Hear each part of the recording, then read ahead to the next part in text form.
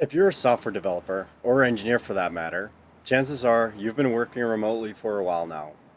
Technology has ushered in an age where the vast majority of knowledge workers can perform their core responsibilities from home.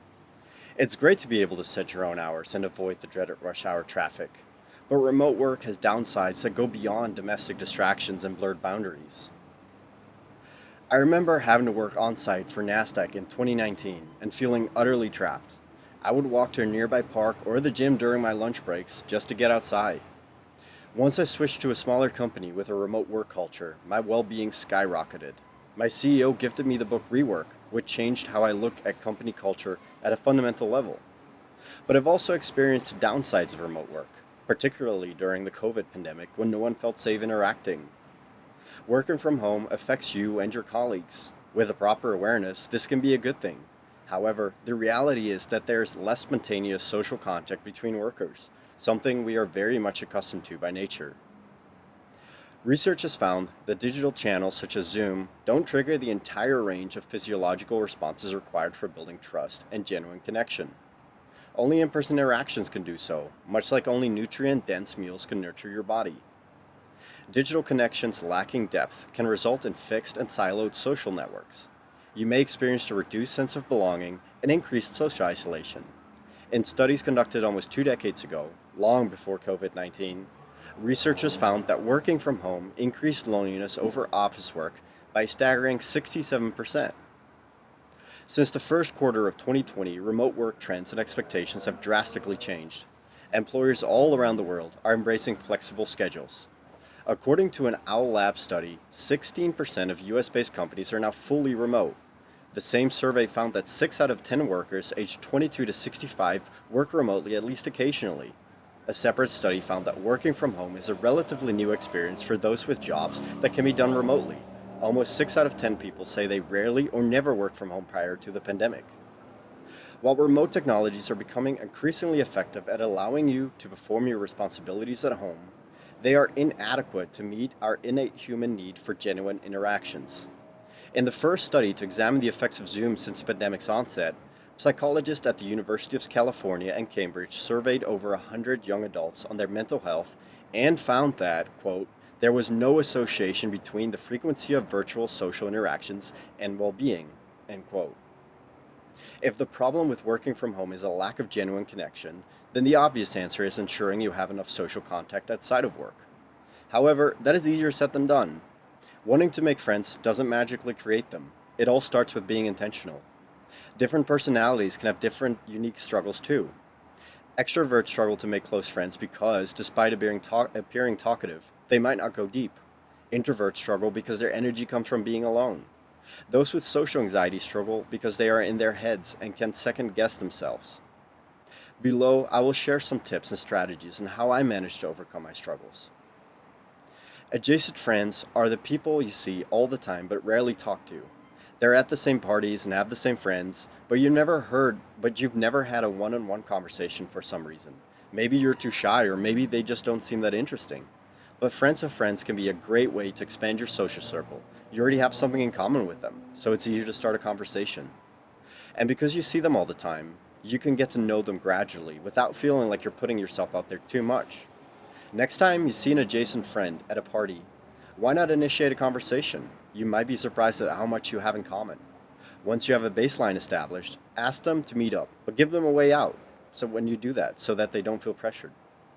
Maybe this advice sounds cumbersome to you. Reading it makes me slightly awkward, but I can share from personal experience that it works, and growth happens outside your comfort zone. When I met an adjacent friend 4 years ago while living in Denver, I had no idea that friendship would lead to the incredible developer role I have today. Similarly, after relocating to San Diego, I met friends of friends I call family today. They showed me around the city, took me climbing and surfing, gave me a safe space to explore myself, and helped me acquire a duplex well under market value to call home. Adjacent friends who became my friends increased my mental, physical, spiritual, and financial well being. Those people are out there for you too. You just have to get comfortable finding them.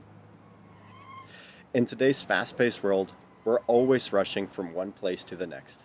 And often we're so focused on our phones that we don't even notice the people around us.